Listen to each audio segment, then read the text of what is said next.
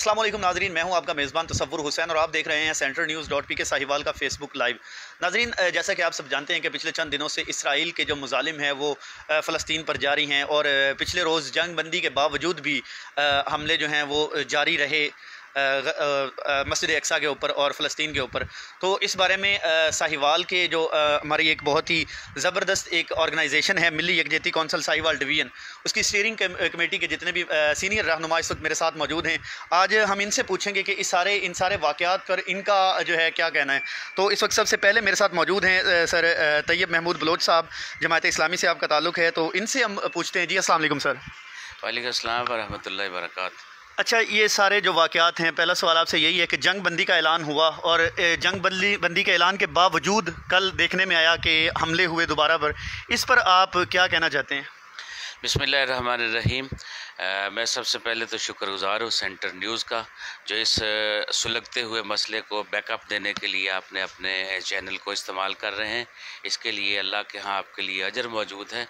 Number 2, आपके सवाल की तरफ आते हैं। आपसे ये तारीख़ इंसानियत गवाह है और कुरान इस पे दलालत करता है कि अल्लाह ने बता दिया कि यहूद व हनूद तुम्हारे दोस्त नहीं हो सकते।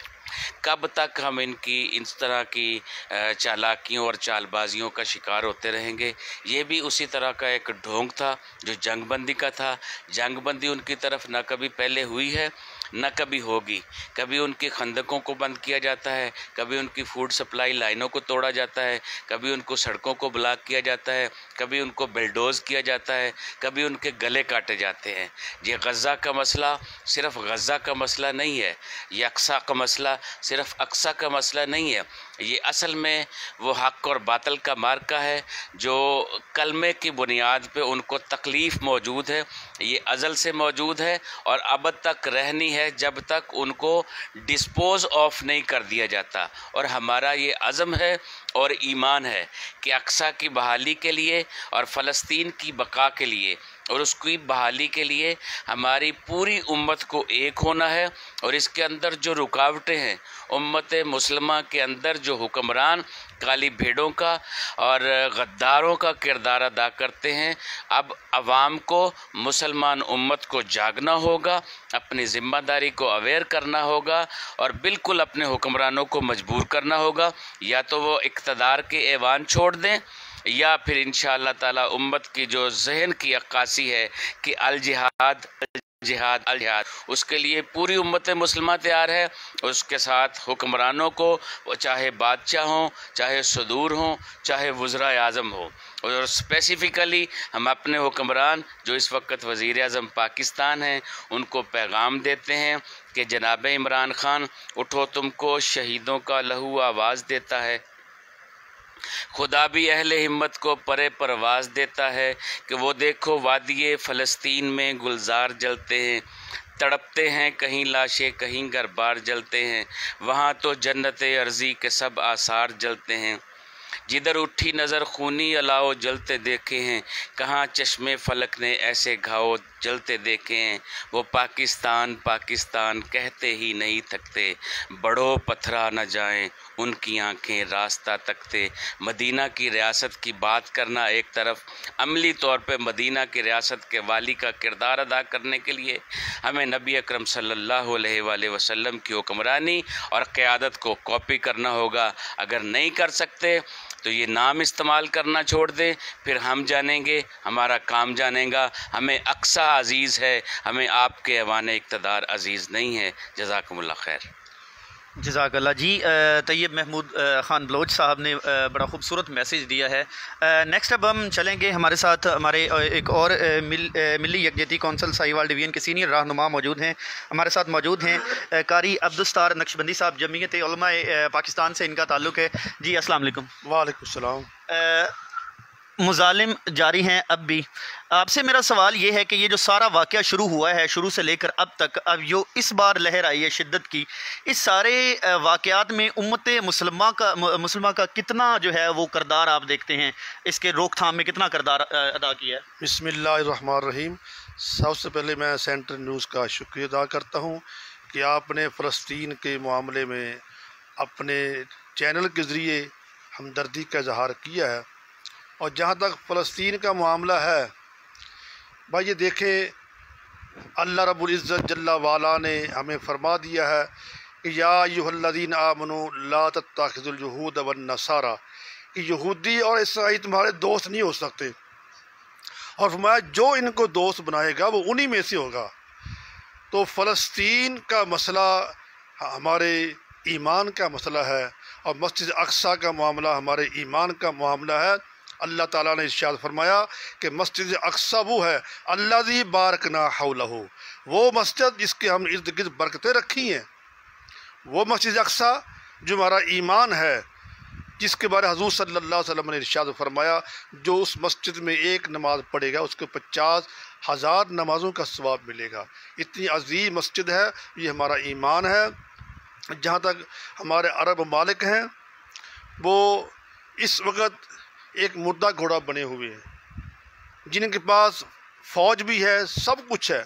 60 लाख यहूदियों के मुकाबले में 1 अरब 50 करोड़ मुसलमान उनसे ये भीख मांग रहे हैं कि मुजालम बंद कर दो। हमें आगे बढ़ना होगा।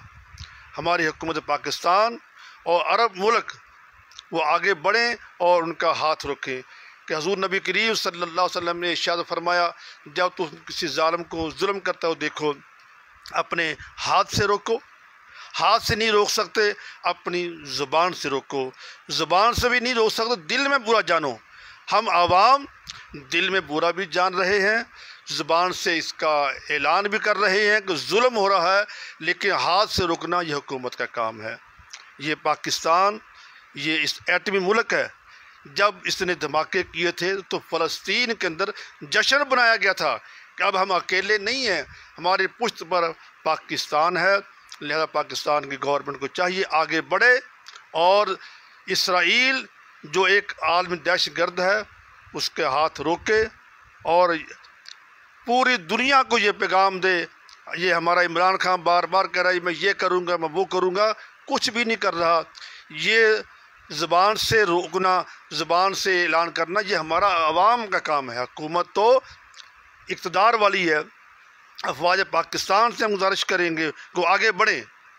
ये इतने एटम बम, इतने असले, ये शहीद मिज़ाइल, गौरी मिज़ाइल किस लिए हैं?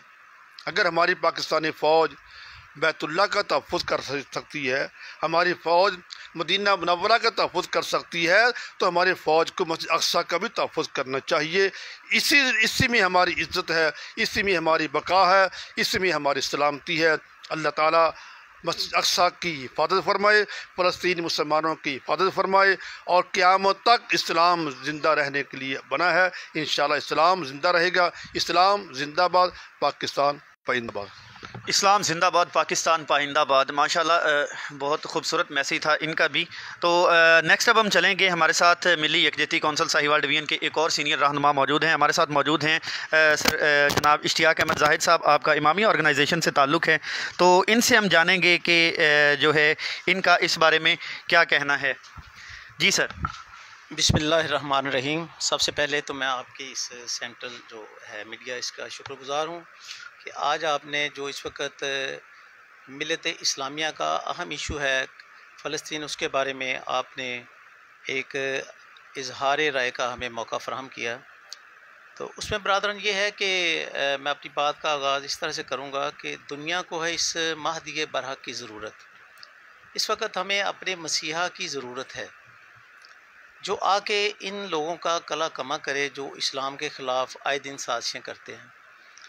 तो ऐसे मौका पर कि जब फ़लस्तीन के अंदर कत्ल व गारत की गई और जुल्म और बर्बरियत की जो एक तारीख़ रकम की गई है, उसमें मिलत इस्लामिया का जो किरदार है और मुजरमाना खामोशी जो है वो काबिल मज़म्मत है कि इस वक्त 1.5 अरब मुसलमान मौजूद हैं और चंद लाख जो सेहूनी हैं उनको ये खुलकर मौका दिया गया कि वो हमारे मुसलमान फ़लस्तीनी जो हैं उनके खून की होली खेलें।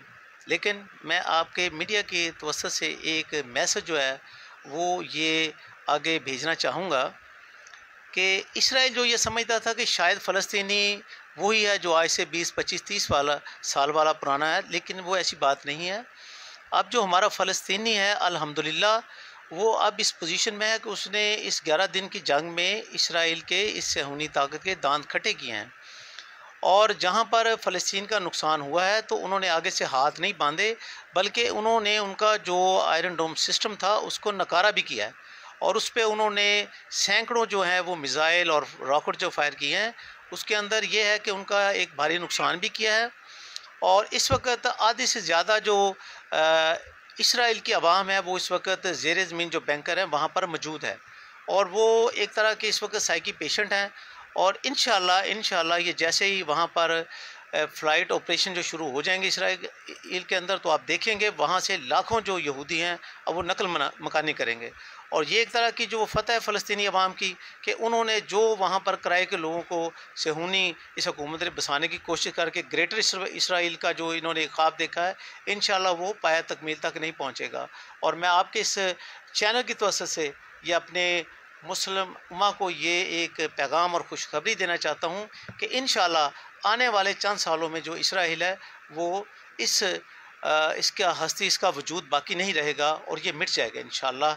और अब ये जो जंग बंदी हुई है, मैं ये समझता हूँ कि ये एक मकाराना चाल है, जिसके पीछे सिर्फ ये है कि वो वक्ती तौर पे जो सेहूनी हुकूमत है वो इस जंग बंदी की आड़ में अब दोबारा से अपने आप को एक मुनज़्ज़म करेगी। अब वो अपने नुकसान के जमा तफरीक कर देखेगी कि हमें इस दफ़ा कितना नुकसान हुआ है और फ़लस्तीन का हमने कितना नुकसान किया है। तो आपकी फेवर में ये एक बात करूँगा कि आप जैसे जो पॉजिटिव मीडिया करने वाले लोग हैं उनका किरदार इस दौरान में बहुत अच्छा रहा है।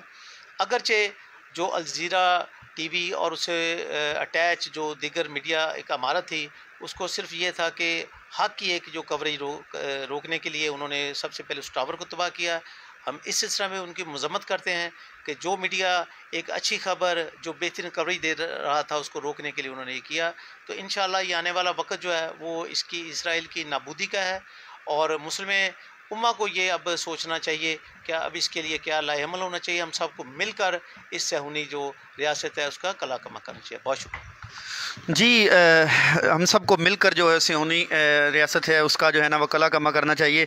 तो हमारे साथ मौजूद हैं अब नेक्स्ट हमारे जो मिली कौंसिल के रहनुमा हैं एजाज़ कादरी साहब, पाकिस्तान सुन्नी तहरीक से इनका जो है वो ताल्लुक़ है। तो इनसे हम जो है ना जानते हैं कि इनका क्या कहना है इस बारे में। जी अस्सलाम वालेकुम। वालेकुम अस्सलाम।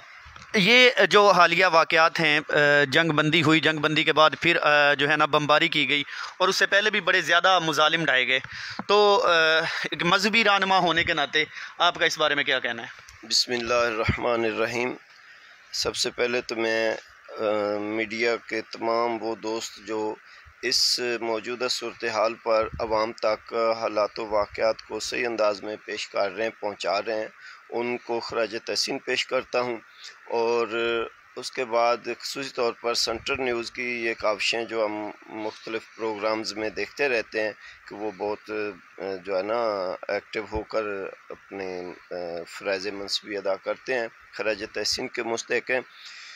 ये फ़लस्तीन पे जो मज़ालिम हो रहे हैं, मौजूदा जो जंग बंदी का भी कल सुबह से सुन रहे हैं कि वो अनाउंसमेंट हुई है, इस सारे वाक़यात को मैं इस नज़र से देखता हूँ कि ये यहूदो नसारा की कुफर की एक चाल थी कि कल सुबह हमने सुना कि जंग बंदी हो गई है, सीज़ फायर हो गया है, लेकिन जब जुमा शरीफ की नमाज के बाद दोबारा ख़बरें आईं तो उसमें पता चला कि दोबारा से हमले शुरू हैं और वो बदस्तूर जारी हैं।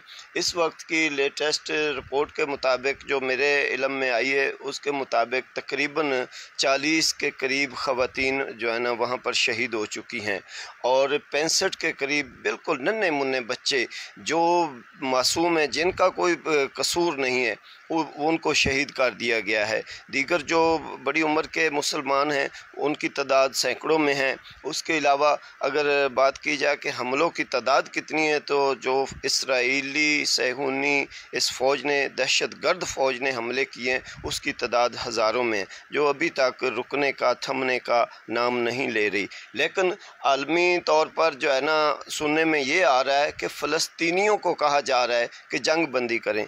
तो मैं समझता हूँ कि जिसको मारा जा रहा है, जिस पर जुल्म किया जा रहा है, जो मजलूम है, उसको कहा जा रहा है कि जंग बंदी करें। भाई जंग बंदी के लिए तो उन पर प्रेशर डालें जो जुल्म कर रहे हैं, जो जालिम है उसका हाथ रोकना चाहिए, उसको मना करना चाहिए।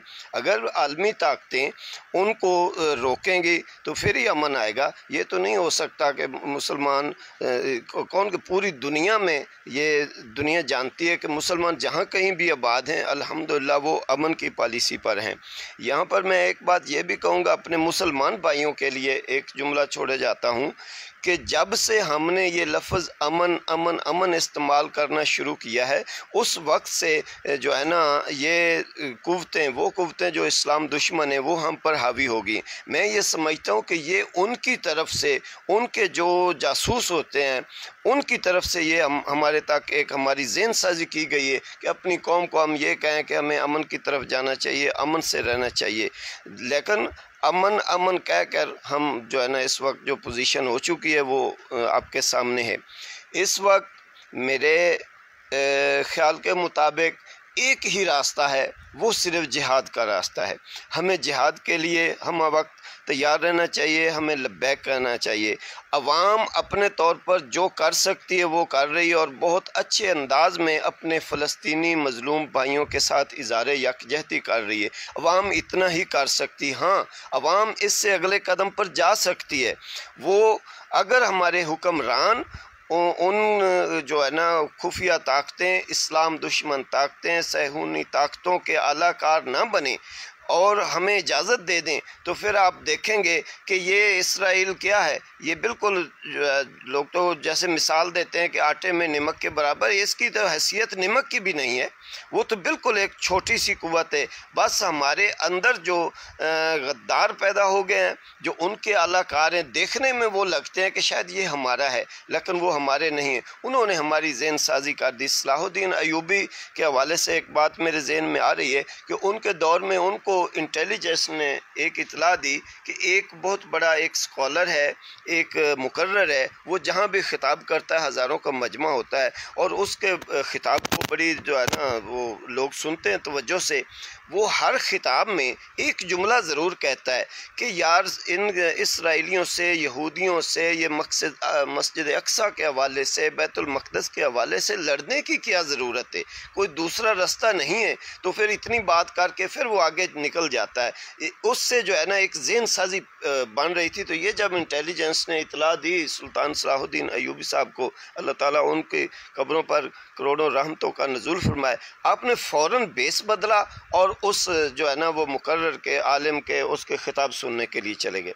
जब वहाँ पहुँचे, उसकी तकरीर सुनी बेस बदल कर, उसके बाद उन्होंने सवाल किया कि आपने ख़िताब किया है, आपने ख़िताब के दौरान एक तासुर देने की कोशिश की है कि हमें लड़ने की ज़रूरत नहीं है, लड़ने से या तो हम कातिल बनेंगे या मकतूल, तो ये तो इस्लाम का जो है ना तरीक़ाकार नहीं है। तो आपने ये किस सेंस में, किस हवाले से बात की है? क्या आपके पास कोई ऐसी बात है जिससे, या ऐसी कोई दलील या ऐसा कोई तरीका है कि हम लड़ाई के बग़ैर, जंग के बग़ैर, जिहाद के बग़ैर बैतुल मक़दस, मस्जिद अक्सा और अपने मुसलमान भाइयों को जो है ना इन कुफ़ार के हमलों से बचा सकते हैं? तो उस बंदे ने कहा, जिसके मजमे में हज़ारों लोग थे, उसने कहा कि जी दुआ करें।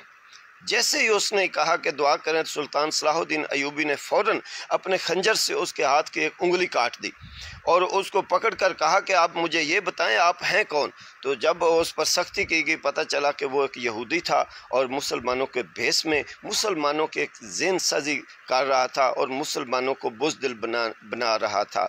जिहाद ही इसका वाहिद रास्ता है। जब तक हम जिहाद की तरफ नहीं जाएंगे उस वक्त तक इसका कोई हल नहीं हो सकता। हुकूमत वक्त या तो जिहाद का ऐलान करे या हमें इजाज़त दे। हम तो जिहाद की बात करें तो जनाब वो हुकूमत पर्चे काटना शुरू कर देती है। लेकिन अल्हम्दुलिल्लाह फिर भी इस वक्त अल्हम्दुलिल्लाह उलमाए हक और दीगर जो है ना मजहबी तंजीमें, सियासी तंजीमें इस वक्त अल्हम्दुलिल्लाह जिहाद पे काम कर रही हैं। हुकूमत के अगर रवैया यही रहा तो फिर वो दिन दूर नहीं है कि हम इंशाअल्लाह अज़ीज़ फिर अल्लाह रब्बुल आलमीन जल्ला शानुहु और अल्लाह के प्यारे महबूब सल्लल्लाहु अलैहि वसल्लम के अहकामात पर अमल करते हुए अपने भाइयों के लिए निकलेंगे। हम अपने फ़लस्तीनी भाइयों के साथ पहले भी थे, अब भी हैं और इंशाअल्लाह अज़ीज़ उनके साथ खड़े हैं।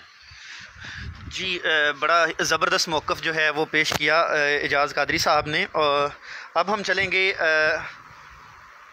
हाजी पीर एहसानुल्लाह खान इदरीस साहब के पास। आप मिली यकजहती कौंसिल साहिवाल डिवीज़न के हेड हैं और इसके अलावा सीनियर सियासी व समाजी रहनुमा भी हैं साहिवाल से के। तो इनसे हम पूछते हैं। जी अस्सलाम वालेकुम सर। वालेकुम अस्सलाम व रहमतुल्लाह। सर ये जो सारी सूरत हाल चल रही है, एक ऑर्गेनाइजेशन जो तख्लीक की गई है साहिवाल डिवीज़न में, Milli Yakjehti council Sahiwal division, being a head of this organisation, आपका इस बारे में क्या जो है लाहे अमल है? नेक्स्ट अगर ये हमले जो हैं वो नहीं रुकते, क्या एहतजाज की तरफ जाएंगे? हुकूमत को क्या पैगाम देना चाहते हैं? और बाकी जो हमारे इदारे हैं और जो हमारी उम्मत मुसलमा है उसके हवाले से एक जामे जो है पैगाम आप हमें देंगे? बिस्मिल्लाहिर्रहमानिर्रहीम। सबसे पहली बात तो ये दुरुस्तगी की ज़रूरत है कि मैं मिली यकजहती कौंसिल डिवीज़न का हेड नहीं हूँ, मैं इस स्टीयरिंग कमेटी का हेड हूँ। वो बहुत बड़ी एक मीटिंग हुई मिली यकजहती कौंसिल की, जिसमें हर मकातबे फ़िक्र के उलमा कराम, जय्यद उलमा कराम और दूसरे सियासी और समाजी लोग शामिल थे। उसमें फ़ैसला हुआ था, मुख्तलिफ़ दोस्तों की राय थी, तो फिर एक स्टीयरिंग कमेटी बनाई गई, चंद दोस्तों की एक एक हर तरफ से लेकर, उसका मुझे हेड बनाया गया कि आप हेड क्या, वो एक तरह का साथी हैं सारे, बस नाम का वो होता है। तो वो कि आप मीटिंग करके लाहे अमल तैयार करें कि हमें इसके लिए कैसे निकलना चाहिए, मामलात को आगे किस तरह चलाना चाहिए, हमें जुलूस और उसके अलावा हमें क्या कुछ करना चाहिए। तो ये उसकी मीटिंग थी। आपने हमारे चंद दोस्तों को कमेटी के ये सारे ज़िम्मेदार हैं और ये मैंडेट लेके अपनी अपनी पार्टियों के और अब अपनी अपनी जमातों के इस मीटिंग में तशरीफ़ लाए हैं। मैं इनका मशकूर हूँ, इन्होंने मुझे इज़्ज़त बख्शी। बात यह है कि सब की आराज़ सुनने के बाद अभी जो मौजूदा सूरत हाल है उसके मुताबिक जंग बंदी तो हो चुकी है, उसके बावजूद भी उन्होंने वो जुमा के इज्तिमात पे ज़्यादती की है, ये हटने वाले नहीं हैं। लेकिन हमने ये मीटिंग में मामलात को सबको डिस्कस करने के बाद इसको हम अपनी क़यादतों पे छोड़ा है, सारी पार्टियों की मरकज़ी हदायत लेकर कि आगे हमें क्या करना है। मरकज़ी हदायत आएंगी तो फिर हम दोबारा मीटिंग करके इसका लाहे अमल तैयार करेंगे। हम हर तरह से फ़लस्तीनी भाइयों बहनों के साथ, मज़लूमों के साथ खड़े हैं और कश्मीरियों के साथ खड़े हैं, और हमारे दिल में ये बात तय है कि डट जाओ हुसैन के इनकार की तरह। तो इंशाअल्लाहुल अज़ीज़ ये जान क्या चीज़ है, हम हर लम्हे इसके लिए तैयार हैं। जिस तरह से जो भी ज़रूरत और मामला तय होंगे उसके मुताबिक सारे उस पर अमल करेंगे। अच्छा सर, कल भी हमने आपका एक इंटरव्यू देखा और उसमें भी आपने बड़ा पुरज़ोर मज़म्मत की इन सारे वाक़यात की। तो एक सवाल जो मेरे जहन में आ रहा है कि कश्मीर डिस्प्यूट हो, फ़लस्तीन का जो है ना वो मामला हो, इन सब में पाकिस्तान जो हमारा एक मुल्क है वो इनके हल के लिए कितना किरदार अदा कर सकता है और कितना किरदार अदा कर रहा है? देखें, पाकिस्तान वो ताकतवर पहलवान है जिसको अपनी ताकत होते हुए भी कमज़ोरी का एहसास है। अगर पाकिस्तान ये समझ ले कि हम एटमी ताकत हैं और हमारे पास लेटेस्ट ऐसे बम हैं जो मिसाइल लेके जा सकते हैं, तो ये बहुत बड़ी चीज़ है और हमारी रेंज भी बहुत है। ये लोग सब खाइफ हैं, हमें कैलकुलेट करते हैं हम कितने ताकतवर हैं। ये हमारे ईमानों की कमज़ोरी है। हम अल्लाह के रसूल और उसकी आल के उस मामलात पर नहीं चलते। अगर हम उनको देखें उन्होंने कैसे कैसे किया, उन हालात में किया, पेट पर पत्थर बांधे, रोज़े के साथ उन जगह पर वो लड़े, कसीर तादाद में भी कम तादाद में भी, हर मामलात में हक़ पे डटे रहे। तो हम मसलियतों का शिकार हैं, हमें ये दूर करनी चाहिए, हक़ का एक रास्ता अपना लेना चाहिए, उस पे डट जाना चाहिए और अल्लाह आपका मददगार होगा। इंशाअल्लाहुल अज़ीज़ कभी भी कोई भी आपकी तरफ मैली आंख से नहीं देख सकेगा। अगर हम डटे।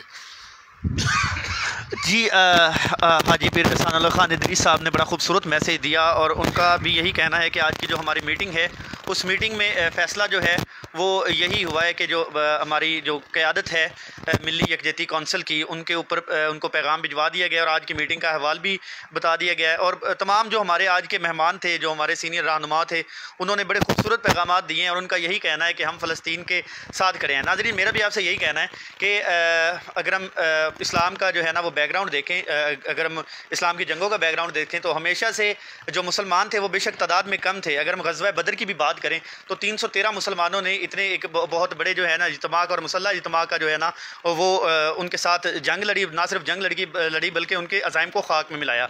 इसी का मुज़ाहरा चंद दिन पहले जब ये फ़लस्तीन और इसराइल की जंग शुरू हुई तो आयरन डोम एक वन ऑफ द बेस्ट जो है ना आप एयर डिफेंस सिस्टम कह सकते हैं और दुनिया में सिर्फ 6 ममालिक के पास जो है ना इस जैसा जो है, और उन सब 6 ममालिक में से सबसे बेहतरीन जो है वो एयर डिफेंस सिस्टम इसराइल का है, जिसको जो एक देसी साख्ता रॉकेटों ने तबाह करके रख दिया और निहत्ते फ़लस्तीन ने इतने ताकतवर दुश्मन का जो है ना वो मुकाबला किया। तो हम बेशक हमारा जो है वो जज्बा ईमानी ये कभी नहीं कहता कि हम जो मुसलमान हैं वो कमज़ोर हैं। हमारा एक मुसलमान इंशाअल्लाह हज़ारों कुफार पर भारी रहेगा। इसी पैगाम के साथ नेक्स्ट प्रोग्राम तक के लिए इजाज़त दीजिए। अल्लाह हाफिज़।